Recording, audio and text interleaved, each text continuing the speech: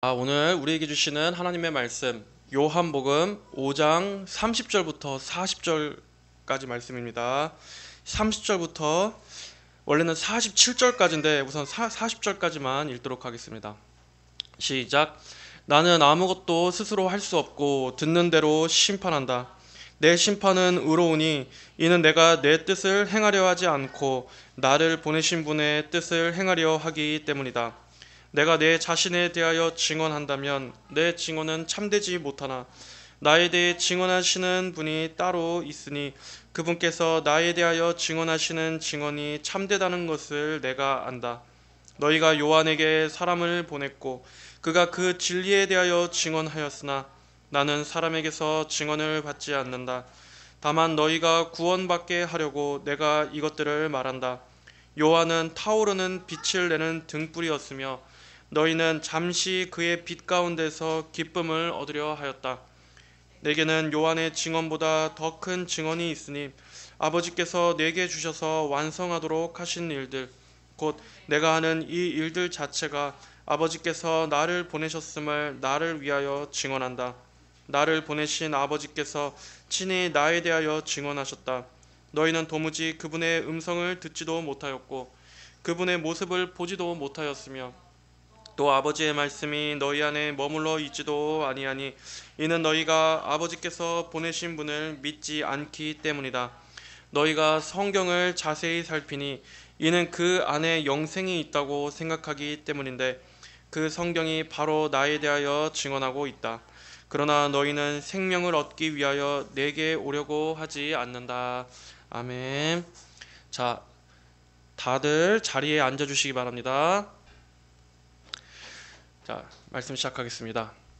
유대인들은 안식일에 병자를 고치시고 또 스스로 자신을 하나님의 아들이라고 말하는 예수님을 신성 모독자로 안식일을 범한 죄인이라고 비난했습니다. 그들의 비난에 맞서서 예수님께서는 하늘에 계신 아버지처럼 자신 역시도 아버지와 동등한 권세를 가지고 있다는 것을 말씀하셨습니다.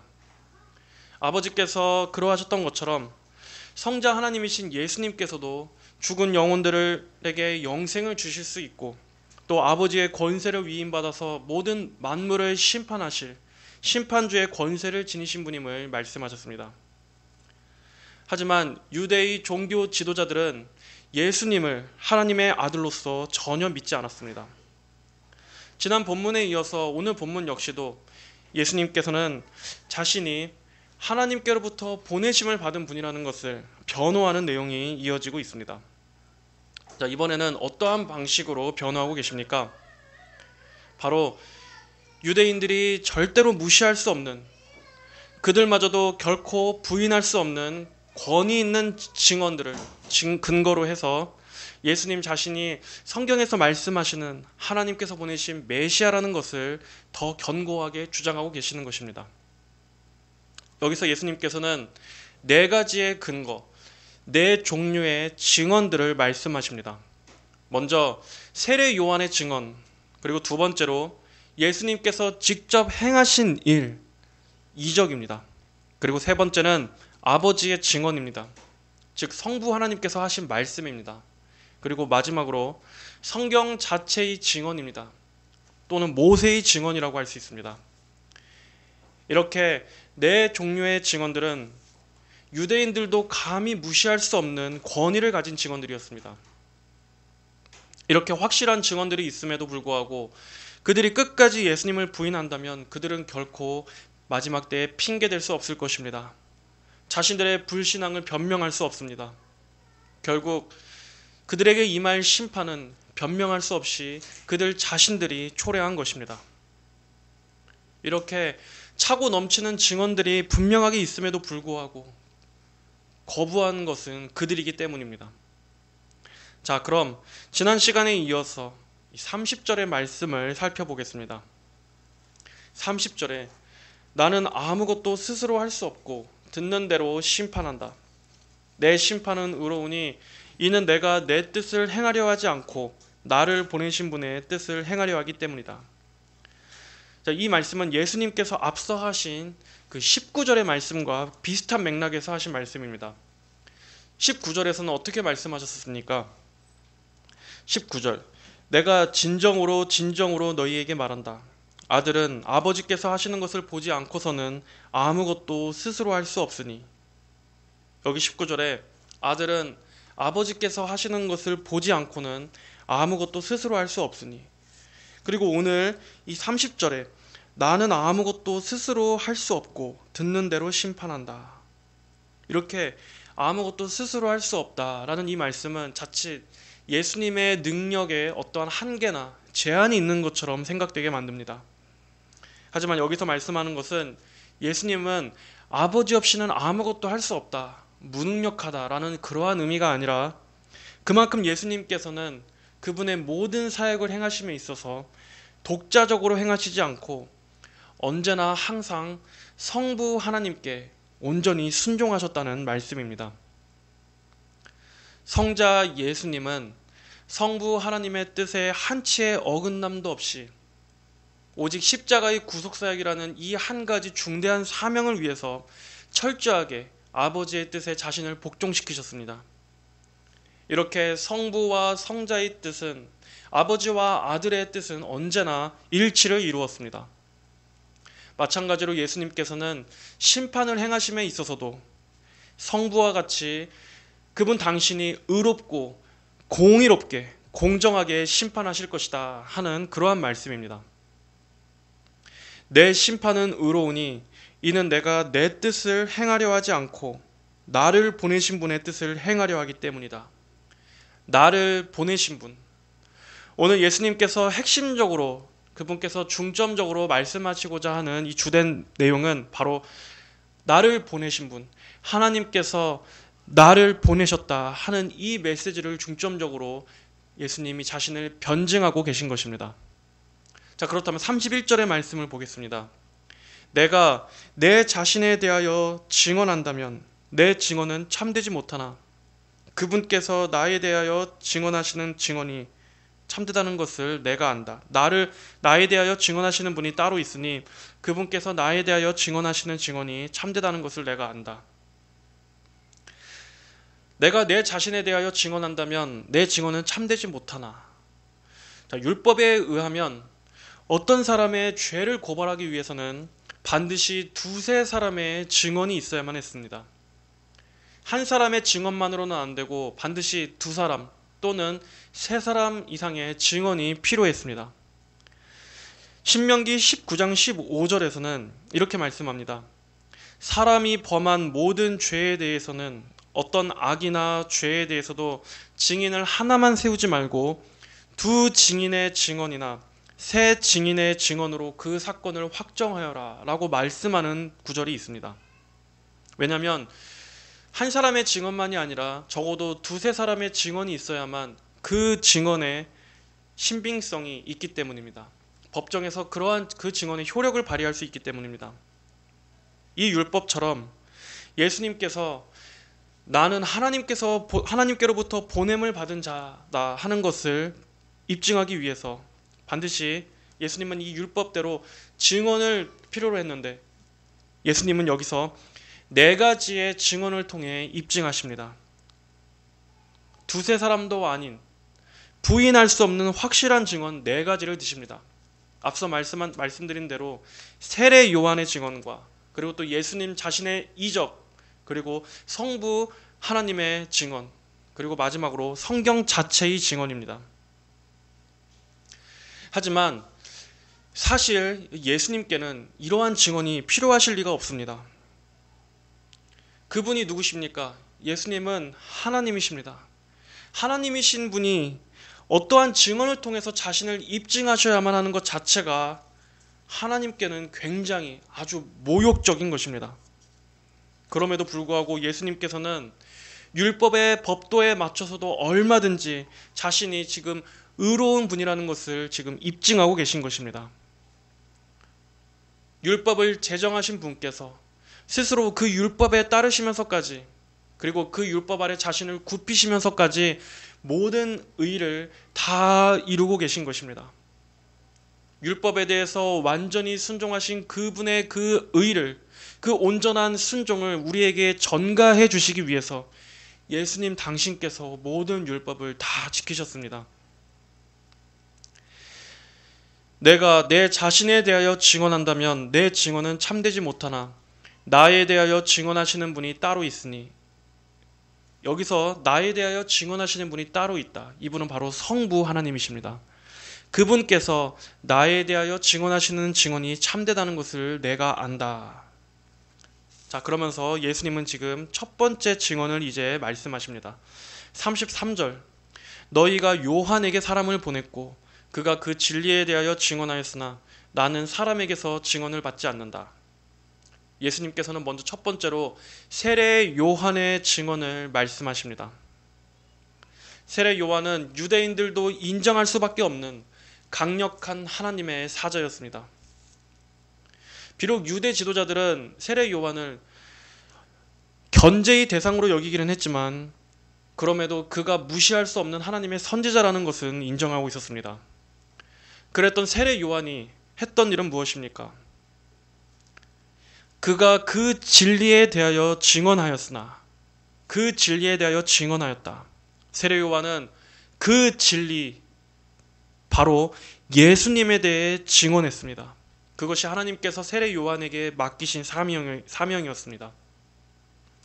세례 요한은 스스로를 가리켜 주님의 길을 곧게 하여라 라고 광야에서 외치는 자의 소리라고 말했습니다.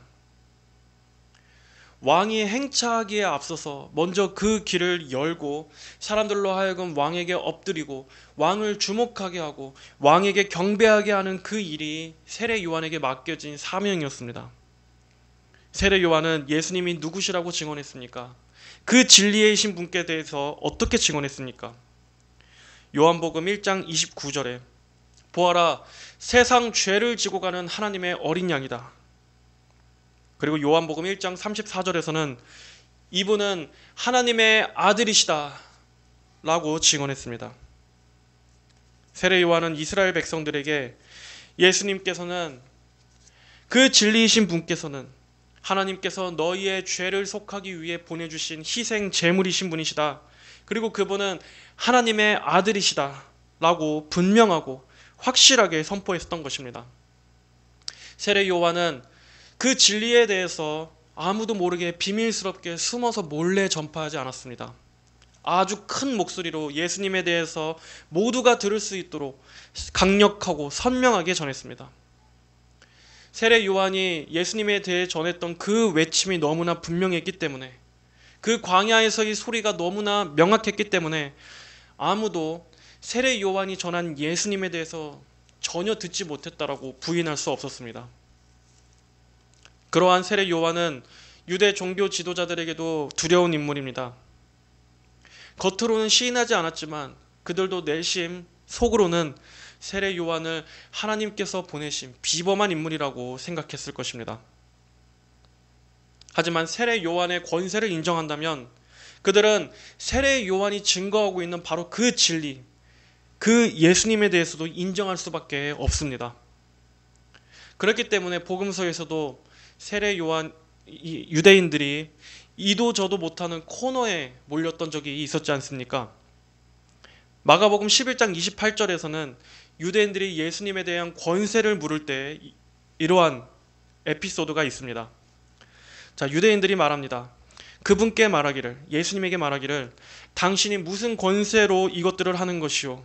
누가 당신에게 이것들을 할 권세를 주었소? 하니 예수께서 그들에게 말씀하셨다. 내가 너희에게 한마디 물어보겠으니 너희가 나에게 대답한다면 내가 무슨 권세로 이것들을 하는지 너희에게 말해주겠다. 요한의 세례가 하늘에서 온 것이냐 사람들에게서 온 것이냐 내게 대답하여라.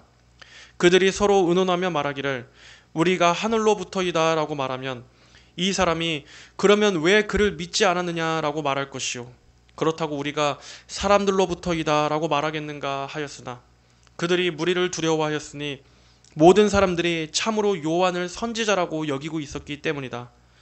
예수께 대답하여 말하기를 우리가 알지 못하오 하니 예수께서 그들에게 말씀하셨다. 나도 무슨 권세로 이것들을 하는지 너희에게 말하지 않겠다. 유대인들은 요한의 권위가 하늘로부터 하나님께로부터 왔다라는 것을 인정하게 되면 그가 그토록 전했던 예수님을 믿지 않은 불신앙의 죄를 스스로 인정하는 꼴이 될 수밖에 없었기 때문에 그 어떤 대답도 할 수 없는 딜레마에 빠졌었습니다. 예수님께서는 이렇게 유대인들이 견제하던 그 세례 요한이 증언한 바로 그 진리가 예수님 당신이심을 말씀하면서 바로 그분 자신이 하나님께로부터 보냄을 받은 분이라는 것을 다시 한번 확증하고 계십니다. 34절, 나는 사람에게서 증언을 받지 않는다. 다만 너희가 구원받게 하려고 내가 이것들을 말한다. 나는 사람에게서 증언을 받지 않는다. 맞습니다. 애초에 예수님께서는 하나님이시기 때문에 인간의 증언을 필요로 하실 이유가 없습니다. 예수님께서 제발 사람들로 하여금 내가 하나님의 아들이니 나를 제발 믿어달라고, 나의 말을 믿어달라고 이렇게 구걸하실 필요 자체가 없으신 것입니다. 예수님 그분 자체가, 그분이 하나님이시지 않습니까? 예수님께서 원하신다면 사람들에게 직접 믿음을 부어주실 수도 있습니다. 예수님은 직접 죄를 용서하실 권세를 가지신 분이십니다. 그리고 바로 눈앞에서 믿지 않는 모든 불신자들, 교만한 자들을 당장 지옥으로 던지실 수도 있으신 분입니다.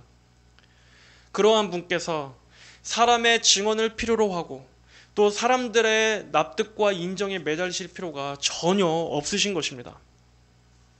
예를 들어 우리들은 만약에 어떤 사람이 논문을 쓰거나 또는 책을 쓰거나 자신의 어떤 주장을 펼치기 위해서는 보통 어떤 권위 있는 학자의 글을 인용하거나 또는 자신의 주장을 뒷받침할 수 있는 권위 있고 신뢰할 수 있고 객관적인 어떤 자료를 근거로 해서 자신의 주장을 뒷받침하는 데 쓰고는 합니다. 그래서 보통 학문적인 글을 쓰는 데 있어서는 반드시 각주를 달아야 되고 또 자기가 인용한 글의 출처를 반드시 기재해야만 합니다.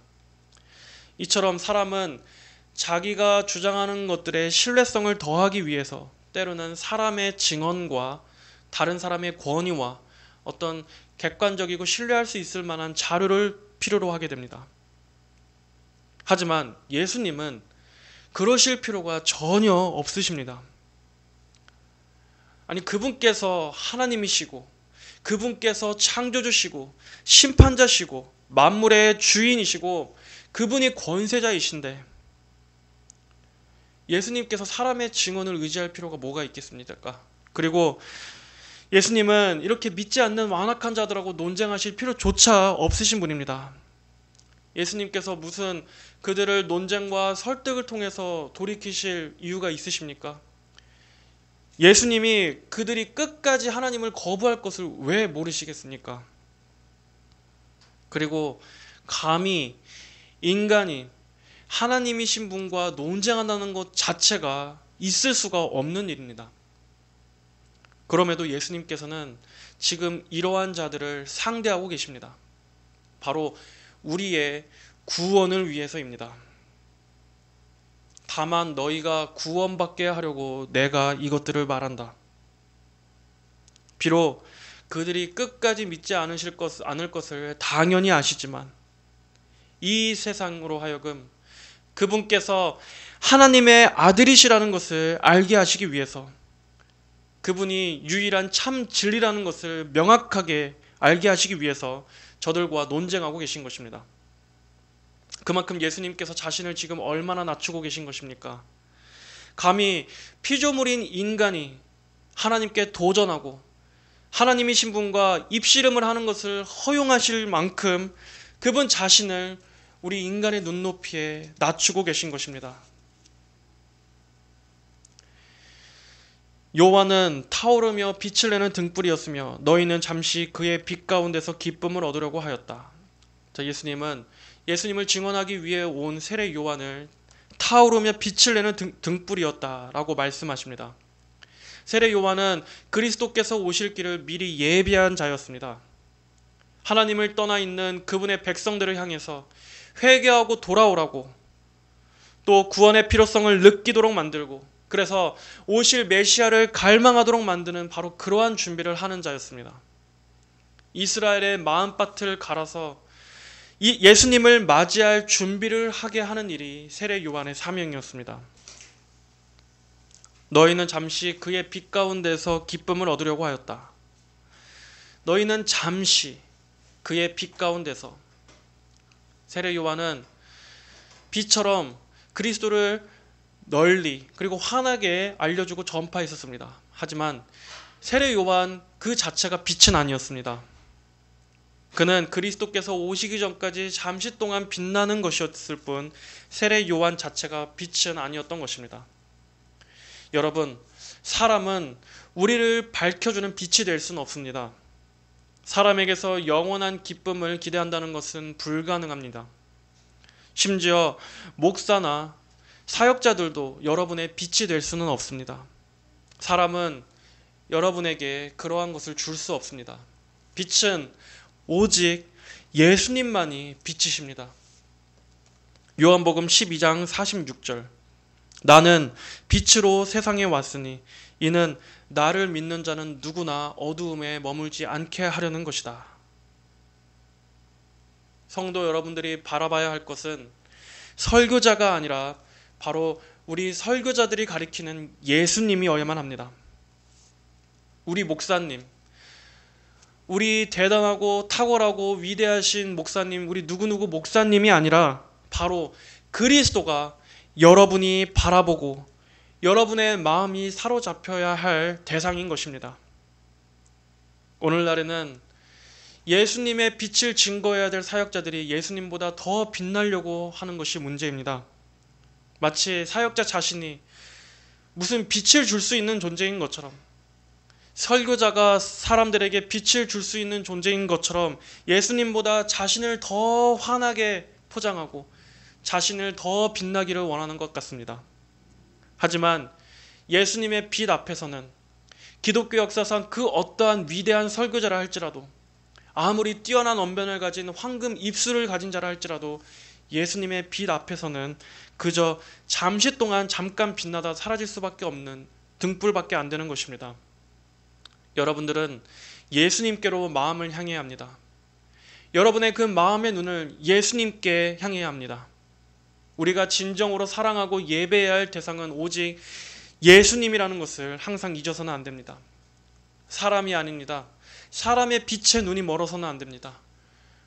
우리 모든 사역자들이 증거하고 외치고 가리키고 있는 바로 예수 그리스도, 여러분의 사랑을, 여러분의 관심을 그 그리스도의 빛에 두십시오.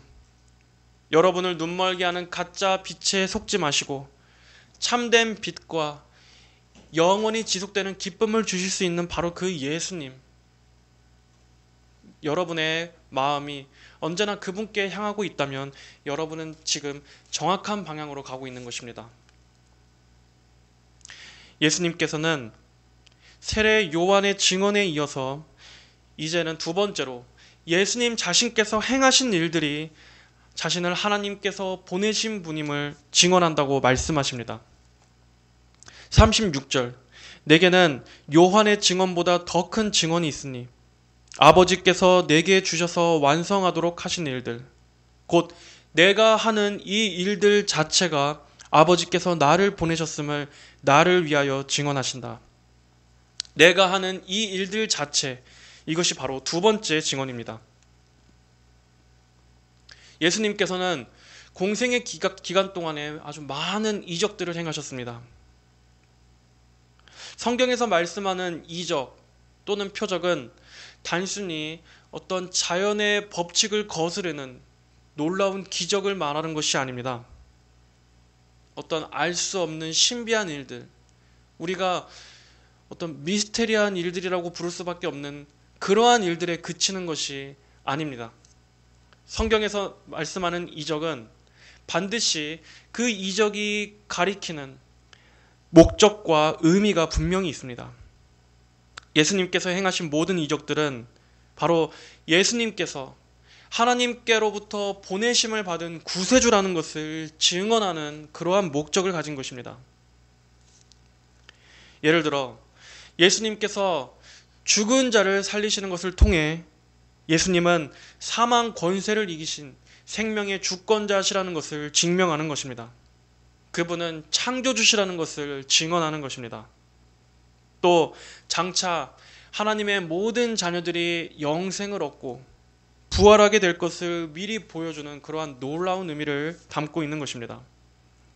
또 예수님께서 성경에서 많은 귀신 들린 자들을 고쳐주시고 그들에게서 악령을 쫓아내신 그러한 일들은 바로 예수님만이 왕이시라는 것을, 장차 모든 마귀는 영원한 불못에 들어가고 예수님이 승리하실 것을 보여주는 것입니다.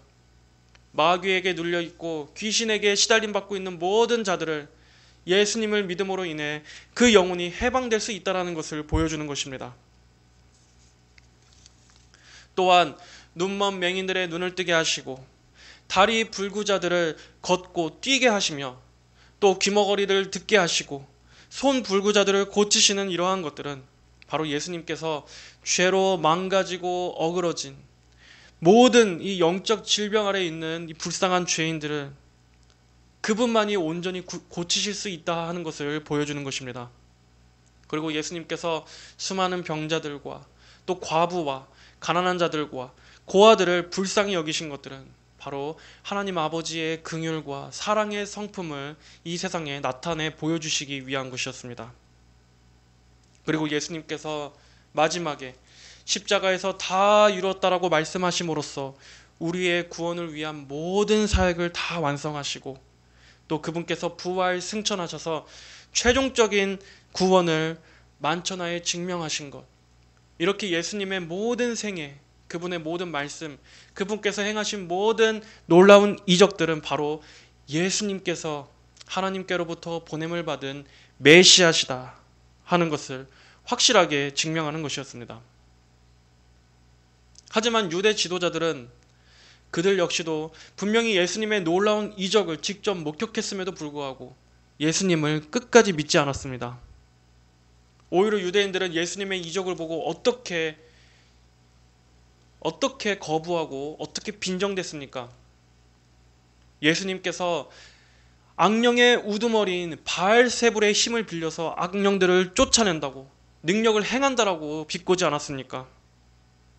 눈앞에서 하나님만이 행하실 수 있는 그 놀라운 이적들을 행하는 것을 분명히 목격했음에도 이렇게 그 마음으로부터 예수님을 대적하고 있으니 그들의 그 마음이 얼마나 악하고 고집스러운 것입니까? 얼마나 삐뚤어진 것입니까? 이렇게 예수님은 세례 요한의 증언과 또 예수님께서 행하신 놀라운 이적들을 통해서 자신이 하나님께서 보내신 메시아라는 것을 지금 증언하고 계십니다. 이제 세 번째로 예수님께서는 성부 하나님의 증언을 말씀하십니다. 가장 부인할 수 없는 증언입니다. 37절, 나를 보내신 아버지께서 친히 나에 대해 증언하셨다. 성부 하나님의 증언은 바로 예수님께서 요단강에서 세례를 받으실 때 하늘로부터 들려왔던 음성을 말씀하는 것입니다. 마태복음 3장 16절 17절, 예수께서 세례를 받으시고 곧 물에서 올라오시자 바로 그때 하늘이 그분께 열리고 하나님의 영이 비둘기같이 내려와 자기 위에 내려오시는 것을 보셨다. 바로 그때 하늘에서 음성이 있어 말씀하시기를 이는 내 사랑하는 아들이다.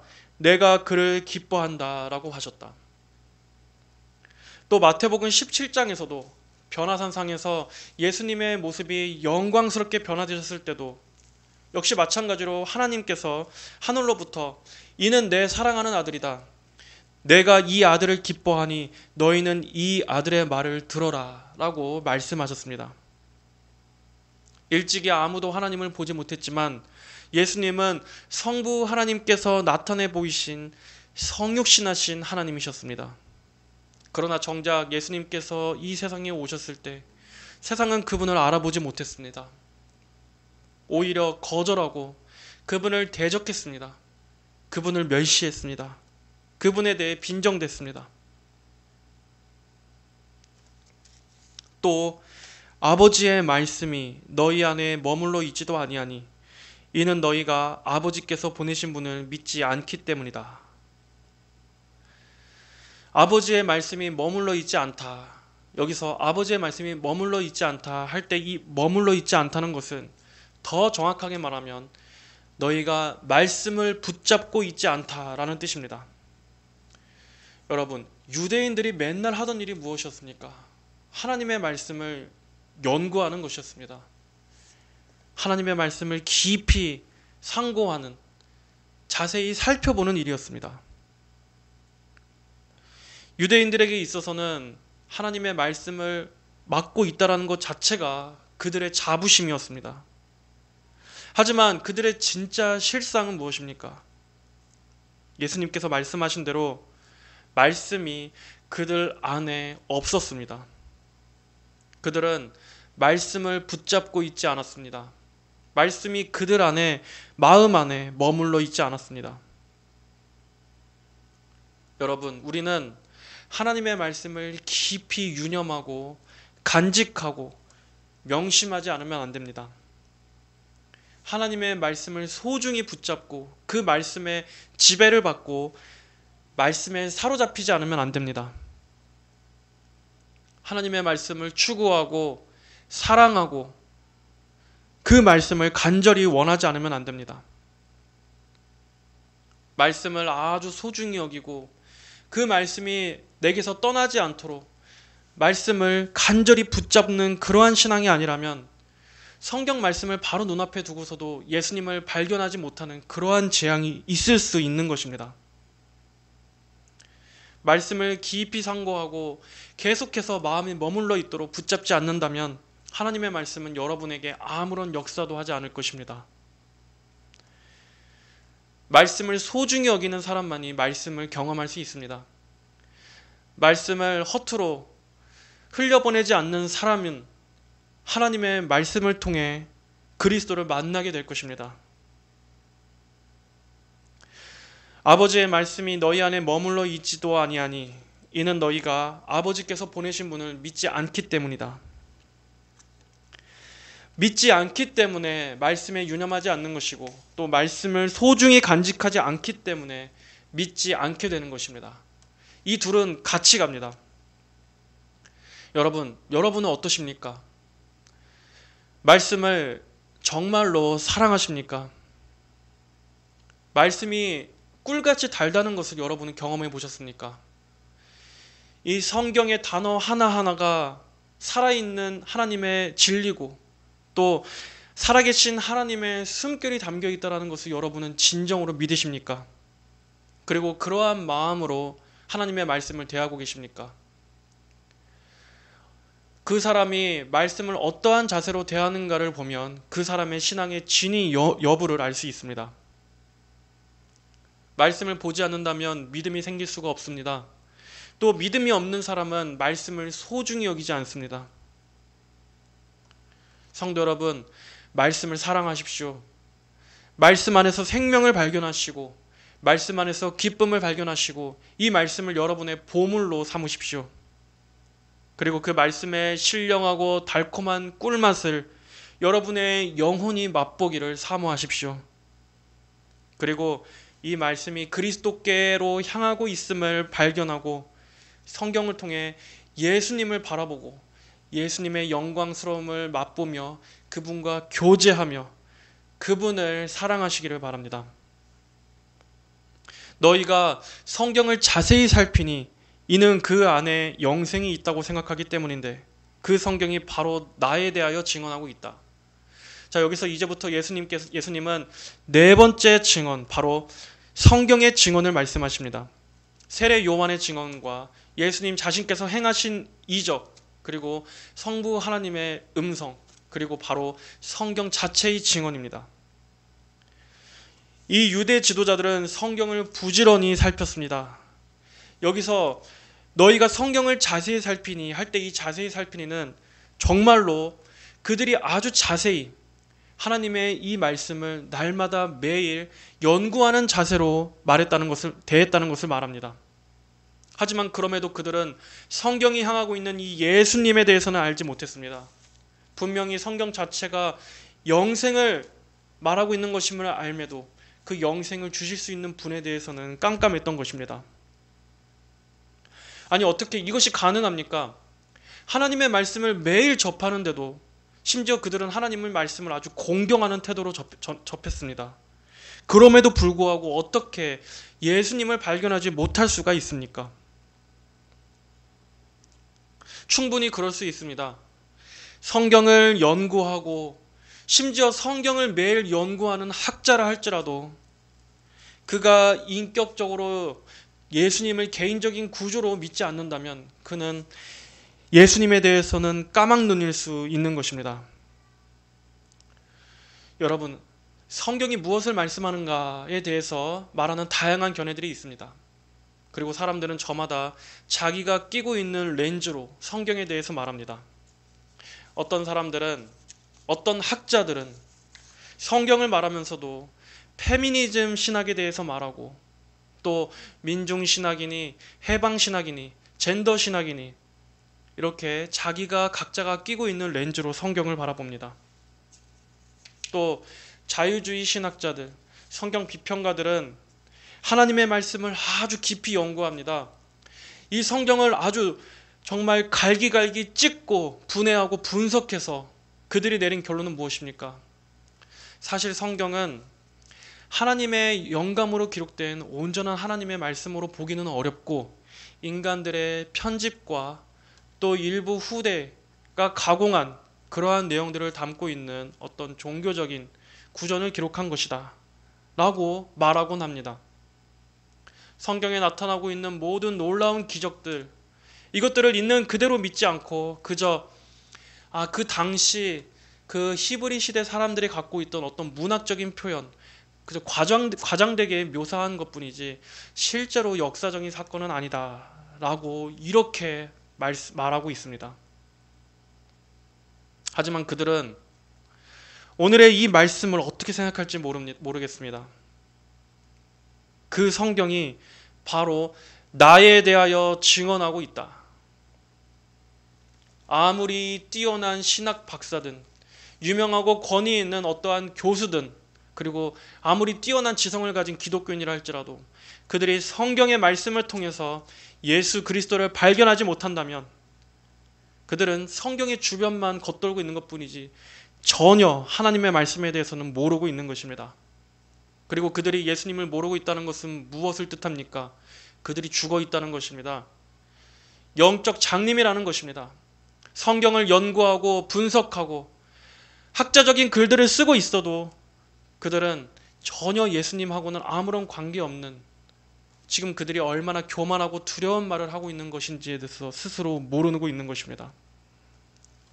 아무리 성경에 대해서 이런저런 사변적인 말들을 한다 할지라도 구세주이신 예수님을 모른다면 말짱 꽝입니다. 정작 예수님을 구주로 믿는 그러한 믿음으로 이어지지 않는다면 신학 박사라고 해도 구원 못 받습니다. 성경을 백독 천독한다 할지라도 예수님을 만나지 못하면 구원이 없습니다. 이단들 역시 마찬가지입니다. 그래서 이단들이 망하는 겁니다. 성경의 이 말씀 저 말씀을 자기네 교리에 아무리 끼워 맞춘다고 할지라도 결국 예수님께 다다르지 못하고 어디로 갑니까? 결국 자기네 교주 찬양으로 끝납니다. 그래서 이단들이 멸망하는 것입니다. 어떤 사람이 성경에 대해 말할 때 그 말에 예수 그리스도로 귀결되지 않는다면 여러분, 그것은 참으로 안타까운 일입니다. 그리스도를 알지 못한다면, 성경을 통해 그리스도께로 향하지 못한다면 그 영혼은 멸망합니다. 성경 곳곳에는 예수 그리스도를 담고 있는 구절이 가득합니다. 구약 성경만 해도 그리스도께서 이 세상에 오실 것과 또 그분께서 인류의 구속 사역을 담당하실 것에 대해 곳곳에 그리고 일관되게 계속해서 예언하고 있습니다. 예수님께서 고난을 당하시고 죄인들을 구속하실 희생 제물이 되실 것에 대해서도 예언하고 있습니다. 그리고 그분께서 마침내 다시 부활하셔서 승리하실 것까지도 구약 성경에 이미 곳곳에 다 미리 예언되어 있습니다. 그렇기 때문에 구약 성경을 정말 겸손한 마음으로 믿음으로 읽는다면 그 많은 예언들이 예수님에게서 성취되었다는 것을 절대로 부인할 수가 없습니다. 하지만 40절을 보십시오. 그러나 너희는 생명을 얻기 위하여 내게 오려고 하지 않는다. 그러나 너희는 생명을 얻기 위하여 내게로 오려고 하지 않는다. 하지만 구약 성경을 그렇게 연구하던 유대인들은 바로 그 예수님께, 생명을 주시는 그 예수님께 나아오려고 하지 않았습니다. 이처럼 이들이 아무리 말씀을 가까이 했어도 하나님의 은혜가 없다면 사람은 결코 예수님을 만나지 못한다는 것을 우리는 알 수 있습니다. 인간의 노력과 인간의 종교심과 인간의 열성 이전에 먼저 하나님의 은혜가 임해야 하는 것입니다. 그래야 영적인 눈이 떠집니다. 그래야 성경을 바르게 이해할 수 있습니다. 너희는 생명을 얻기 위하여 내게로 나아오려고 하지 않는다. 이 말씀은 또 한편으로는 불신앙은 고의적인 것이라는 것도 말해줍니다. 너희는 나아오지 않는다. 여러분, 구원의 길을 몰라서도 아닙니다. 아무리 우리가 구원받기를 간절히 요청해도 하나님께서 문을 닫고 거절하시기 때문이 아닙니다. 하나님께서는 이렇게 성경을 통해서 구원의 길을 이미 오래전부터 일관되게 알려주셨음에도 불구하고 그럼에도 안 믿는 것은 바로 인간이 고의적으로 믿지 않기 때문입니다. 불신앙은 다분히 의지적인 것입니다. 하나님은 오늘도 간절히 구원을 원하는 죄인들을 향해서 그분의 두 팔을 넓게 펼치고 계십니다. 언제든지 누구라도 이 예수님께 자신을 의탁하기만 한다면 그는 구원을 받을 수 있습니다. 절대 그는 하나님께로부터 거절을 당하지 않습니다. 그럼에도 불구하고 사람들은 고의적으로 불신앙을 택합니다. 하나님이 우리에게 어떠한 구원을 베풀어 주셨습니까? 이 구원의 방법을 생각해 보십시오. 우리 자신의 행위나 노력이나 수행으로 오라는 것도 아닙니다.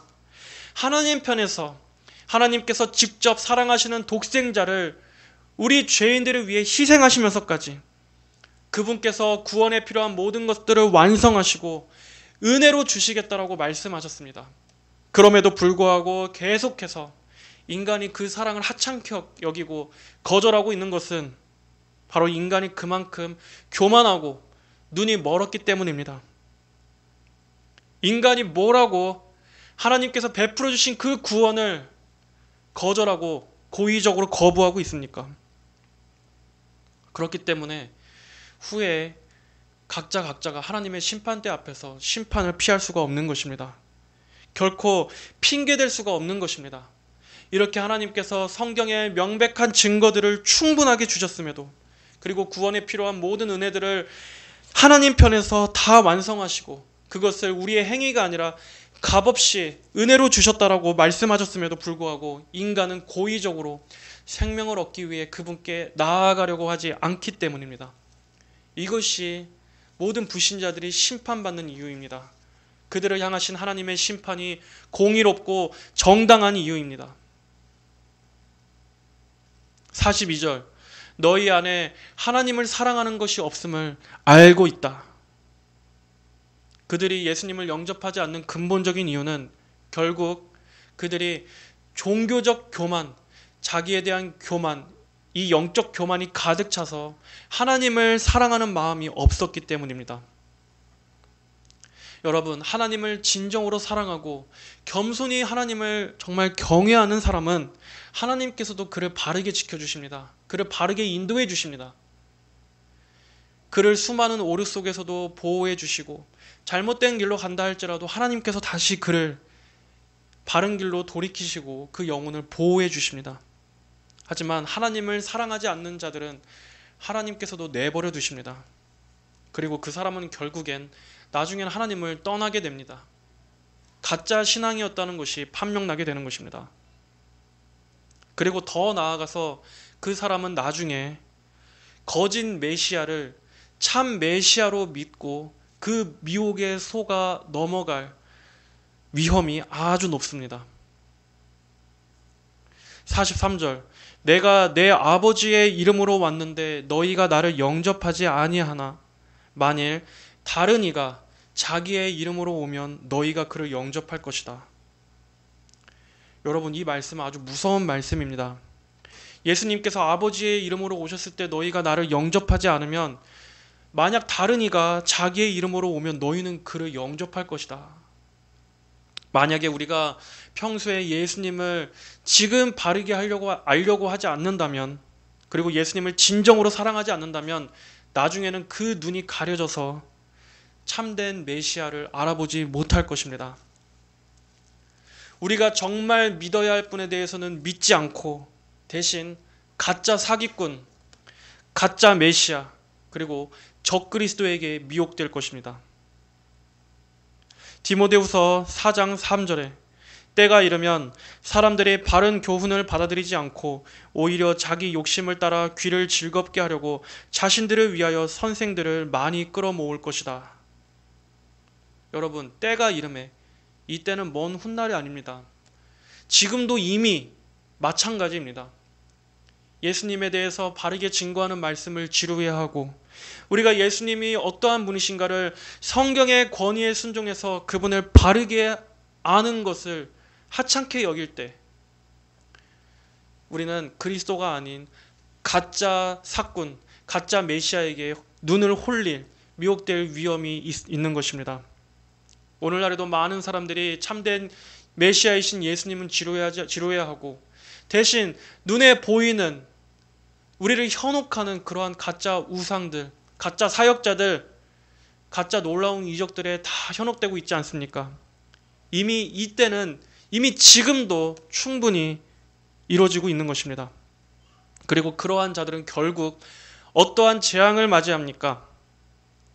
데살로니가 후서 2장 11절 12절 그러므로 하나님께서 미혹의 세력을 그들에게 보내셔서 그들이 거짓된 것을 믿게 하신다. 이는 진리를 믿지 않고 불의를 좋아하는 모든 이들이 심판을 받게 하시려는 것이다. 진리를 믿지 않고 불의를 좋아하는 모든 이들에게 임하는 이 미혹의 세력을 통해서 그들의 눈을 감기게 하는 것, 이 심판, 이것은 죽음 이후가 아니라 지금 이 생에서도 이미 가해지는 심판입니다. 예수님을 바르게 알지 못하면 결국에는 다 사꾼을 따라가게 되어 있습니다. 적그리스도에게 경배하게 되어 있습니다.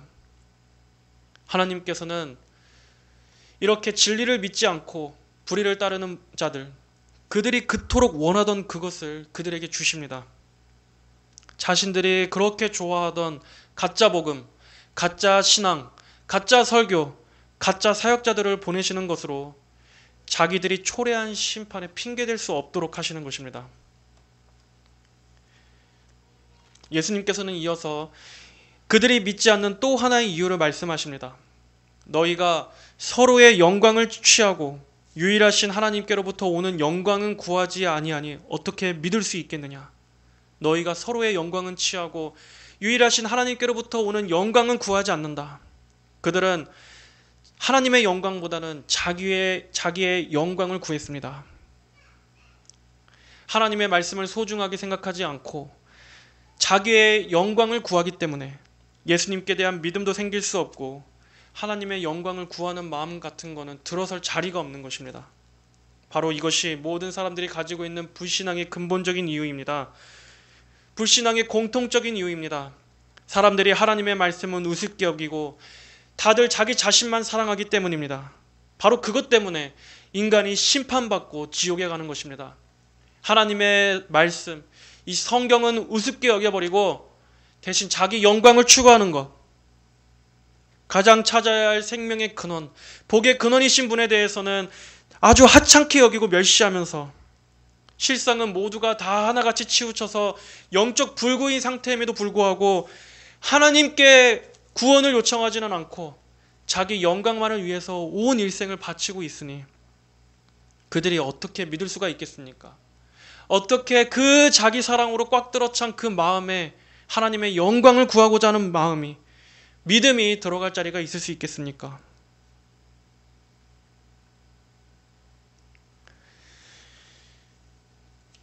내가 너희를 아버지께 고소할 것이라고 생각하지 마라. 너희를 고소하는 이는 너희가 바라는 모세이다. 너희가 모세를 믿었다면 나를 믿었을 것이니 그가 나에 대하여 기록하였기 때문이다. 자, 47절까지 오늘 보겠습니다. 예수님은 성경의 증언을 성경의 자체가 증언하는 것을 또 말씀하신 이후에 이제는 그들이 권위 있게 생각하는 이 율법의 증언, 모세의 권위를 말씀하고 있습니다. 즉 모세가 기록한 모세의 오경, 창세기, 출애기, 레위기, 민수기, 신명기, 이렇게 유대인들이 그토록 귀하게 여기는 이 모세의 오경 전체에서도 예수님을 예표하고 있는 말씀들이 아주 가득가득 넘칩니다. 너희가 모세를 믿었다면 나를 믿었을 것이다. 그가 나에 대하여 기록하였기 때문이다. 그리고 마지막 47절에 그러나 너희가 그의 글도 믿지 않으니 어떻게 내 말들을 믿겠느냐. 이렇게 많은 증언들이 있음에도 이렇게 너희가 그토록 권위 있게 생각하고 높이는 그 모세 오경 속에서도 나에 대하여 증언하는 것들이 가득함에도 너희의 마음이 악하니 어떻게 내 말들을 믿겠느냐? 어떻게 너희가 믿을 수 있겠느냐? 예수님께서는 이러한 책망으로 그들의 불신앙을 지적하고 계십니다. 자, 예수님께서는 오늘의 이 5장 전체를 통해 아주 많은 내용들을 말씀하셨습니다. 먼저 38년 된 병자를 안식일에 고치신 것을 계기로 해서 유대인들과의 논쟁이 불거졌습니다. 그래서 예수님께서는 그들을 향해 성부 아버지와 성자 아들, 바로 아버지와 아들이신 그 자신과의 치밀한 관계에 대해서 말씀하셨습니다. 그리고 예수님은 영적으로 죽은 자들을 살리시는 영생의 주님이신 것을 스스로 선언하셨습니다. 그리고 또한 예수님께서는 의인의 부활과 악인의 부활, 장차 있을 심판에 대해서도 말씀하셨습니다. 이러한 것들을 통해서 예수님은 자신이 하나님께로부터 보내심을 받은 하나님의 아들이라는 것을 그 명백한 증언들을 말씀하셨습니다. 그럼에도 예수님을 거부하고 있는 이 인간들의 불신앙에 대해서도 지적하셨습니다. 예수님께 겸손히 나아오려고 하지 않고 하나님을 향한 사랑도 없으며 오로지 자기의 영광을만을 추구하는 그 마음으로 꽉 들어찬 그 인간의 부패함을 지적하신 내용들이 오늘 5장에 걸쳐 나온 것입니다. 이 유대인들은 예수님의 이적을 직접 눈으로 보고 성경의 많은 증언들을 통해서도 예수님을 결코 부인할 수 없었지만 그럼에도 그들은 악한 의지를 가지고 고의적으로 예수님을 끝까지 거부했습니다. 누가복음 16장 31절은 말씀하고 있습니다. 아브라함이 그에게 말하였다. 그들이 모세와 선지자들에게서 듣지 않으면 죽은 자들 중에서 누가 살아난다 하여도 경청하지 않을 것이다. 너희가 성경의 증언을 통해서도 예수님을 믿지 않는다면 설령 죽은 자들이 살아나서 예수님을 믿으십시오라고 외친다 할지라도 너희는 결코 듣지 않을 것이다. 아무리 분명한 증거를 갖다 댄다 할지라도 너희의 마음이 하나님께 믿음으로 나아가지 않는다면 너희는 결코 믿지 않을 것이다 하는 말씀입니다. 여러분, 오늘날 우리에게도 마찬가지입니다. 성경은 예수님께서 하나님께서 보내신 유일하신 구세주이심을 분명히 말씀하고 있습니다. 그 누구도 예수님이 필요하지 않은 사람은 아무도 없습니다. 그리고 성경에서 말씀하고 있는 이러한 증언들을 믿음의 눈으로 본다면 우리는 성경 전체가 예수님을 가리키고 있음을, 그리고 이 예수님 외에는 결코 구원이 없다는 것을 절대로 부인할 수 없을 것입니다. 이 예수님이 없이는 구원이 없습니다. 그 누구도 예수님이 필요하지 않은 사람은 아무도 없습니다. 이 예수님을 알지 못한다면, 이 예수님과 개인적인 관계를 맺지 못한다면 그는 멸망합니다. 여러분, 간절히 요청합니다. 이 성경의 말씀을 펴십시오. 그리고 이 안에서 예수님을 발견할 수 있게 해달라고 간구하십시오. 기도하십시오. 그렇다면 은혜가 풍성하신 하나님께서는 이 성경의 말씀을 통해 예수님을 발견하게 해주실 것입니다. 그리하여 아들을 통해서 하나님께로 나아간다는 것이 무엇인지, 아들을 통해서 하나님께 받아들여지는 은혜가 무엇인지, 왜 우리가 그리스도를 믿어야만 하는지, 왜 예수님만이 우리의 유일한 구원자가 되시는지를 알게 해주실 것입니다. 왜 예수님만이 가장 유일하고 중요하고 우리에게 소중한 분인지를 하나님께서는 성경을 통해서 깨닫게 해주실 것입니다.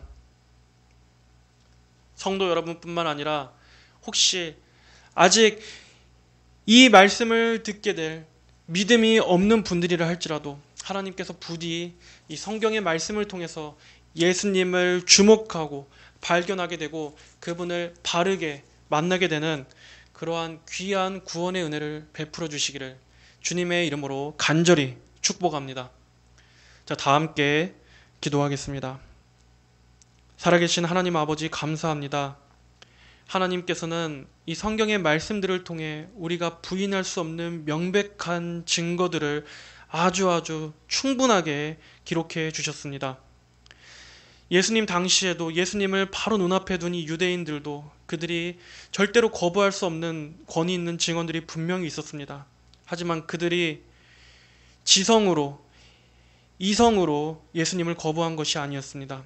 바로 그들의 완고한 불신앙과 마음의 악한 고집으로 인해서 예수님께 나아오려고 하지 않았던 것입니다. 아버지, 날마다 말씀을 살피는 그 유대인들조차도 그 말씀에서 가리키고 있는 그 구주를 알아보지 못했습니다. 주여, 이것은 우리에게 오늘날에도 역시 동일하게 시사하는 바가 있습니다. 아버지, 저희 역시도 하나님의 말씀을 날마다 대하면서 이 예수님을 발견하지 못하고 이 예수님께 주목하지 못하는 일들이 없게 하옵소서. 말씀에서 아주 가득 넘치도록 증거하고 있는 이 예수님을 우리 모든 성도들이, 그리고 아직 예수님을 모르는 그 모든 불쌍한 영혼들이 성경을 통해 예수님을 만나게 하여 주시옵소서. 말씀을 통해 예수님을 발견하게 하여 주시옵소서. 그리고 그 예수님께로 정확하게 나아가 그 예수님을 자신의 구주로 믿고 영접할 수 있도록 은혜를 베풀어 주시옵소서. 감사드리며 살아계신 우리 주 예수님의 이름으로 기도하였습니다. 아멘.